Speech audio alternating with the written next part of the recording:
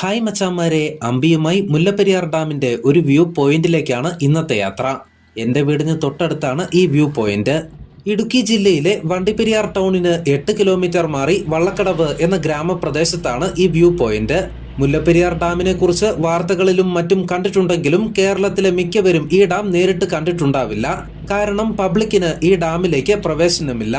അതുകൊണ്ട് തന്നെ മലനിരകളുടെ മുകളിലും ഉയർന്ന പ്രദേശങ്ങളിലും കയറി നിന്നാൽ മാത്രമേ ഡാം നമുക്ക് കാണാനാകൂ.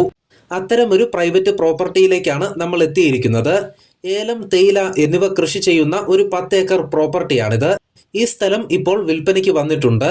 സെന്റിന് 45,000 രൂപയാണ് ഉടമസ്ഥൻ ചോദിക്കുന്നത്. ഇവിടെ നിന്നാൽ ഡാമിന്റെ വിദൂര ദൃശ്യം നമുക്ക് കാണാൻ സാധിക്കും. ഇവിടെ നിന്ന് ഒരുപാട് ദൂരെയാണ് ഡാം. അതുകൊണ്ട് തന്നെ സൂം ചെയ്തുകൊണ്ടാണ് ഞാൻ ഈ ദൃശ്യങ്ങൾ പകർത്തിയത്. അതുകൊണ്ട് തന്നെ ക്വാളിറ്റിയിൽ ഉണ്ടാകുന്ന അപാകത നിങ്ങൾ ക്ഷമിച്ചേ പറ്റൂ. ഡാമിൽ ഇപ്പോൾ അല്പം വെള്ളം കുറവാണ്. അതുകൊണ്ട് തന്നെ ഡാമിന് ചുറ്റുമുള്ള മൺതിട്ടകൾ കാണാൻ സാധിക്കുന്നുണ്ട്. മഴക്കാലത്ത് ഡാം നിറയുമ്പോൾ ഈ മൺതിട്ടകൾ വെള്ളത്തിനടിയിലായിരിക്കും. ആ സമയത്താണ് മിക്കപ്പോഴും ഡാമിനെ കുറിച്ചുള്ള ചർച്ചകളും വാർത്തകളുമെല്ലാം ടിവിയിലും സോഷ്യൽ മീഡിയയിലും നിറയുക. അല്ലാത്ത സമയം ഈ ജലബോംബിനെ എല്ലാവരും മറക്കുന്നുണ്ട് എന്നതാണ് ഒരു സത്യം.